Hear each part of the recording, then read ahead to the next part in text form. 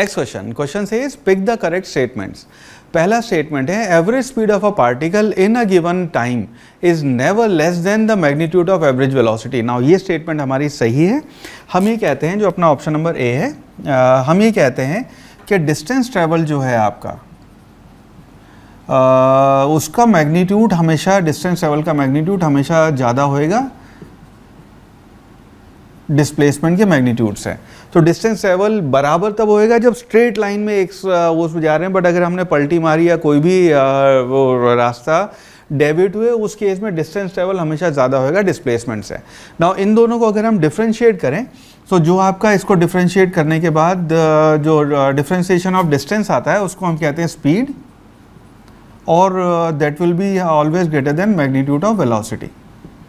ठीक है, सो ये हमेशा स्पीड, एवरेज स्पीड जो होगी वो हमेशा आपकी वेलोसिटी से, एवरेज वेलोसिटी से ज़्यादा होगी। सो आपका option number A is the correct option. Next option says it is possible to have a situation in which, ये बड़ा इंटरेस्टिंग ऑप्शन है, D V by D T का magnitude is not equal to zero but D by D T of V is equal to zero. Now इस situation में बहुत सारे students मैंने confuse देखे हैं, और कहीं से उनके उल्टे पुल्टे से कई बार बहुत ही इंटरेस्टिंग से मज़ेदार कॉन्सेप्ट होते हैं।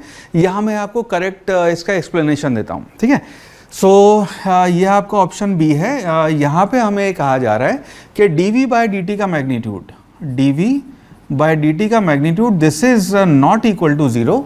ये अपनी गिवन कंडीशन है, इट इज़ पॉसिबल कि ये इक्वल टू ज़ीरो है, and D by D T of v इसका मैग्नीट्यूड ये इक्वल टू ज़ीरो हो। ना इसको ये अच्छे से समझना, हमने जब अपने काइनेमेटिक्स की बेसिक डेफिनेशन डिफाइन की तो हमने एक चीज़ डिफाइन की जिसको हमने कहा डिस्टेंस, जो कि स्केलर क्वांटिटी है। दूसरी हमने डिफाइन की वेक्टर क्वांटिटी जिसको हमने कहा डिस्प्लेसमेंट। ऑलराइट, इन दोनों को जो हमने डिफ्रेंशिएट किया तो ये वाली क्वांटिटी आपकी स्केलर है और ये वाली क्वांटिटी आपकी वेक्टर है। तो इसमें आपकी scalar numerical value plus direction भी इंपॉर्टेंट है इस वाले पार्ट पे। इन दोनों को जो हमने डिफ्रेंशिएट किया तो डिफ्रेंशिएट करने के बाद आपका यहाँ पे आया स्पीड, जो कि आपकी स्केलर क्वांटिटी है, और ये आया आपका इसको हम बोलते हैं वेलोसिटी, जो आपकी अगेन वेक्टर क्वांटिटी है। नाउ इन दोनों को जो हमने डिफ्रेंशिएट किया, उन दोनों ही चीज़ों को, इसको जो हमने फर्दर एक बार डिफ्रेंशिएट किया, उन दोनों ही चीज़ों को हमने नाम दिया एक्सेलरेशन। नाउ यहाँ पे ये बहुत ही मज़ेदार, इंटरेस्टिंग और बहुत ही कॉन्सेप्चुअल अच्छा सवाल है, जो इन दोनों एक्सेलरेशन के बीच में फ़र्क करेगा कि एक्सेलरेशन की जब हम डिस्टेंस को दो बार डिफ्रेंशिएट करके या डिस्प्लेसमेंट को दो बार डिफ्रेंशिएट करके लेके आ रहे हैं, उनके बीच का फ़र्क इस पर्टिकुलर सवाल से देखने को मिलेगा। नाउ यहाँ जब हम कह रहे हैं D V by D T का मैग्नीट्यूड, जो हम पहली टर्म यहाँ पे यूज़ कर रहे हैं, इसका मतलब है आपका एक्सेलरेशन, जो कि आपकी वेक्टर क्वांटिटी है। तो ये वाला जो एक्सेलरेशन है आपका, तो ये हो गया आपका D V by D T. जब इसका मैग्नीट्यूड ले रहे हैं तो ये आपका रिप्रेजेंट कर रहा है एक्सेलरेशन। नाउ जब हम कह रहे हैं यहाँ पे D V by D T, तो हमने ये जो सेकंड वाली टर्म है कि हमारे स्टेटमेंट ये है कि एक्सेलरेशन, एक्चुअल स्टेटमेंट का मतलब ये है कि आपका एक्सेलरेशन ज़ीरो है।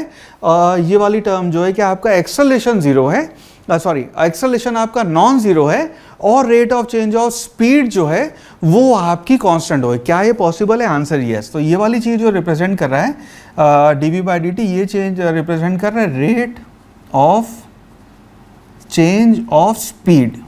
ऑलराइट, तो क्या सवाल ये कि इज इट पॉसिबल? हाँ ये पॉसिबल है, ये पॉसिबल है आपके यूनिफॉर्म सर्कुलर मोशन के केस में। सो से यूनिफॉर्म सर्कुलर मोशन ऐसे हो रहा है आपका, पार्टिकल है, मैं आपको एक बार डेमोन्स्ट्रेट भी कर देता हूँ। तो उससे पार्टिकल है आपका यूनिफॉर्म सर्कुलर मोशन ऐसे कर रहा है ये। इस केस में अगर आपकी स्पीड यूनिफॉर्म है तो स्पीड यूनिफॉर्म हम कह रहे हैं यहाँ पे आपका एक्सेलरेशन जो है वो उसके मैग्नीट्यूड की वैल्यू कांस्टेंट है। तो इस यूनिफॉर्म सर्कुलर मोशन में आपका एक्सेलरेशन जो है उसका मैग्नीट्यूड कांस्टेंट है, पर at the same time rate of change of speed जो है वो आपकी ज़ीरो है। तो क्या ये पॉसिबल है? Answer is yes. इसी चीज़ को हम अगर थोड़ा सा मैं और डिटेल में जाऊँ यहाँ पे, तो इसी चीज़ को हम यहाँ पे ओमेगा स्क्वायर आर से भी रिप्रेजेंट करते हैं। ये आपका सेंट्रीपिटल एक्सेलरेशन होएगा कि आपका centripetal acceleration is not equal to zero, पर आपका rate of change of speed zero है। तो ये वाली बात पॉसिबल है। Alright, option number C says average velocity of a particle is zero in a time interval. It is possible that the instantaneous velocity is never zero. Again यहाँ पे अगर हम ऑप्शन नंबर सी है। इसमें हम यूनिफॉर्म सर्कुलर मोशन का example लें तो यहाँ से आपने, अगर ये सर्कुलर मोशन है, इसका टॉप व्यू देख रहे हैं हम, यहाँ से चल के ऐसे गोल घूम के आप वापस आ गए अपनी जगह पे, तो हर वक्त आपकी इंस्टेंटेनियस वेलोसिटी की वैल्यू रही है जो कि नॉन ज़ीरो है। हर वक्त पार्टिकल चलता है, लेकिन क्योंकि आपका फाइनल डिस्प्लेसमेंट जीरो हो गया है, इसलिए एवरेज वेलोसिटी जीरो हो सकती है। सो आपका option number C is also correct. Option D says average velocity of a particle moving on a straight line is zero in a time interval. तो straight line में particle चल रहा है, उसकी एवरेज वेलोसिटी जीरो है। It is possible that the instantaneous velocity is never zero in the interval, infinite acceleration is not allowed. Now इस case में ये ऑप्शन आपका गलत है, ठीक है।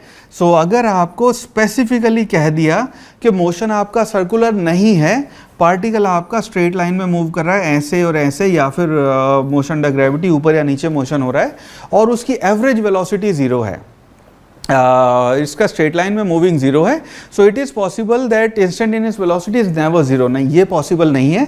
जहाँ पे भी आपने पलटी मारी है, ऐसे ऐसे करके आपने पलटी ली है, उस टॉप मोस्ट पॉइंट पे या इस एक्सट्रीम पॉइंट पे या इस एक्सट्रीम पॉइंट पे आपकी इंस्टेंटेनियस वेलोसिटी को जीरो होना होएगा, सो दैट आपका डिस्प्लेसमेंट जीरो हो और लौट के बुद्धू घर को आए अपने ही जगह आने के लिए, वो कंडीशन आपकी होएगी। तो option number D is not the correct option. So इसके राइट चॉइसेस हो गई ए, बी एंड सी।